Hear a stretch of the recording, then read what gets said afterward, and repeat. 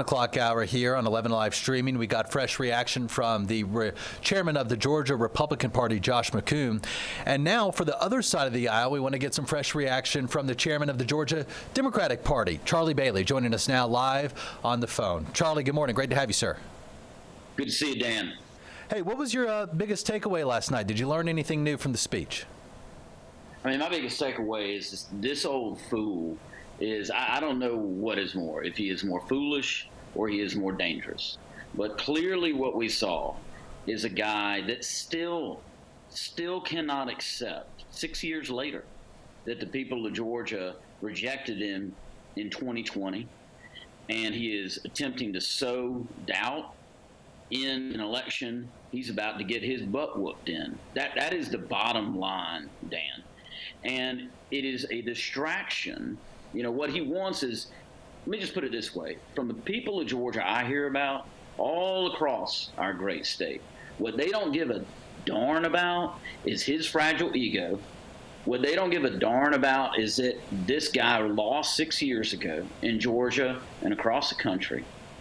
What they do care about, Dan, what they very much do care about is that their gas prices keep going up because of a war in the Middle East that Trump cannot explain, it has caused service members to lose their lives. What they do care about is the farmers in our state. Agriculture is still the largest industry in our state, who have fertilizer costs going through the roof because of that same war. 400,000 Georgians that have lost their health care since January because of the passage of this big billionaire bill, actions that Donald Trump and Mike Collins took and that Rick Jackson supported. That's what they actually care about.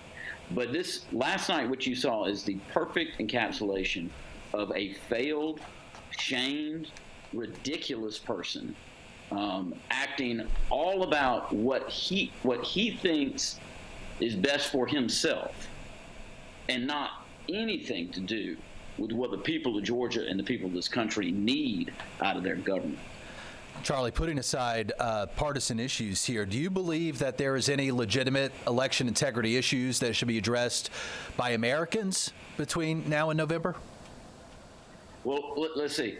And this calls the falsehoods of what the president said last night. If he was so concerned about election security, right, he wouldn't have fired, 120, 130 people off the cybersecurity in the federal government that have lost their jobs. This is how you know it's all a bunch of BS, Dan. Now, there have always been, there are experts in the government, in the federal government, that have been attuned to threats and that respond to them. And his government, in 2020, a lot of this stuff, he's like, oh, look what I just found. This was all stuff he knew about in 2020 and things that they took actions on or didn't take actions on.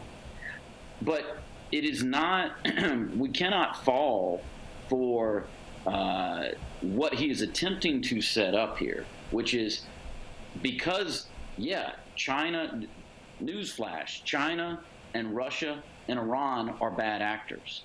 And they have at times attempted to influence our elections. Everybody knows that. That is not what last night was about. And again, if he was actually serious about it, he wouldn't have fired all those people to protect work to protect our cybersecurity.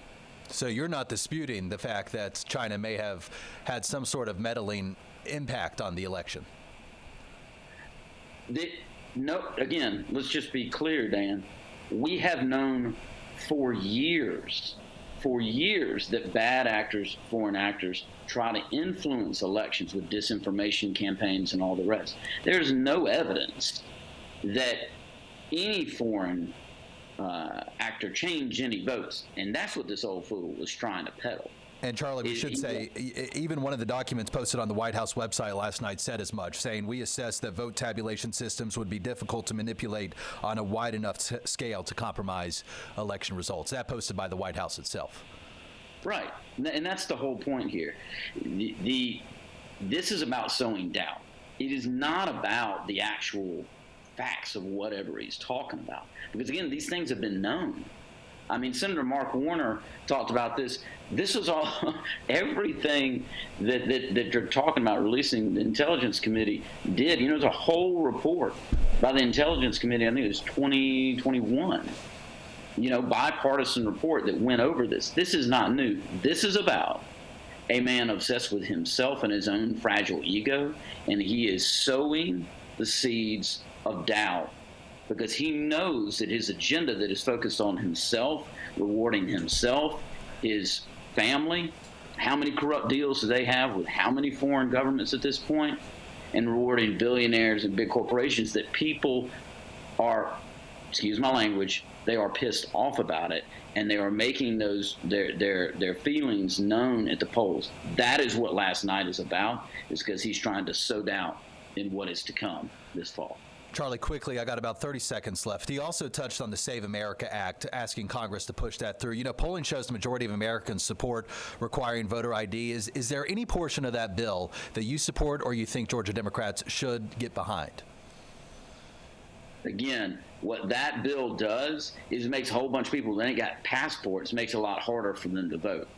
Now, you know, look, not everybody's like the Trumps. He's got private jets to fly all over the world. Okay, there's a lot of people that don't have passports. There's a lot of married women that have changed their names, and this will make it harder for them to vote. That is what the SAVE Act does, and that's why it should not become law, because it would make it harder for folks that ain't as fancy as the Trumps to vote. It's Charlie Bailey, chairman of the Democratic Party of Georgia. It's great having you on the show, sir. Thank you for your time. Always. Thank you, Dan. You're welcome.